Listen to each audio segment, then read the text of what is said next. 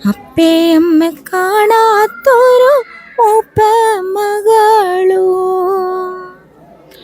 ഭൂമിയമ്മ കാനിഞ്ചു തന്ന നാടും കണ്ടേ നാനോ ആടി വരും കാറ്റുകുള ആട്ടം കണ്ടേ നാനോ മാരിമഴ പെയ്തോരോ ആചം കണ്ടേ നാനോ നാടുക്കും കേക്കുതിക്കൂ ഉദിപ്പം കണ്ടേ നാനോ നാടുക്കും കേക്കുതിക്കൂ ഉദിപ്പം കണ്ടേ നാനോ.